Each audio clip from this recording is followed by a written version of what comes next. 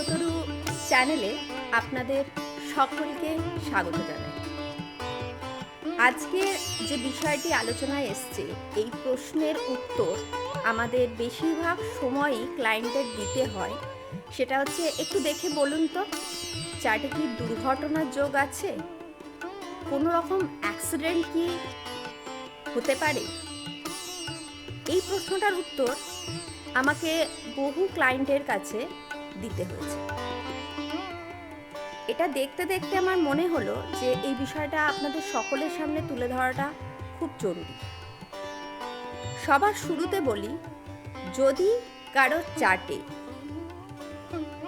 রাহু আর বৃহস্পতির যুক্ততা থাকে, বা রাহু বৃহস্পতি যুক্ত হয়ে যদি তার লগ্নের সাথে যুক্ততা পায়, সেটা যে কোনোভাবে, ভাবের সাথে, গ্রহের সাথে বা ভায়া নক্ষত্র, এক কথায় বলে দিই, সে দৈব কৃপার অধিকারী।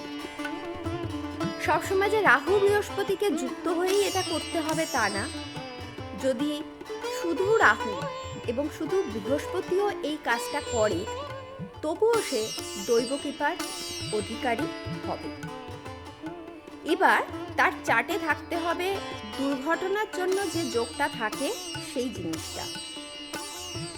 এবার সেটা থাকলেও হবে না, সেই রিলেটেড গ্রহদের দশা বা অন্তর্দশা তাকে পেতে হবে। বহু ক্ষেত্রে দেখা যায় দুর্ঘটনার যোগ আছে, কিন্তু খুব হালকা কারণেও হয়তো তার মৃত্যু ঘটল। আবার এমনও অনেক সময় দেখা গেছে বিশাল কোনো দুর্ঘটনার মধ্যেও সেই ব্যক্তিটি বহাল তবিয়াতে সেখান থেকে সুস্থ অবস্থায় বেরিয়ে আসতে পেরেছে। এটার কারণ আমরা ধরে নেব সে খুব লাকি, তার ভাগ্য খুব ভালো। এগুলো কোনোটাই নয়, তার চার্টে অনুযায়ী ঈশ্বরের কৃপা তার উপর অগাধ। ঠিক সেই ব্যক্তিটি জীবনে শুধু দুর্ঘটনা নয়, যে কোনো খারাপ পরিস্থিতির থেকেও বেরিয়ে আসার ক্ষমতা থাকে। তাই যদি কেউ আপনাকে বলে থাকে যে আপনার তো দুর্ঘটনার যোগ আছে, আপনার মঙ্গল অমুক, মঙ্গল অষ্টম, মঙ্গল বক্রী, বা রাহু দৃষ্টি দিচ্ছে, শনি রেগে গেছে, তো আমি বলবো ভয় পাওয়ার আগে ছোট্ট জিনিস দেখে নিন, চার্টে কি লগ্নের সাথে বৃহস্পতি বা লগ্নের সাথে রাহু কোনোরকমভাবে যুক্ত হয়েছে।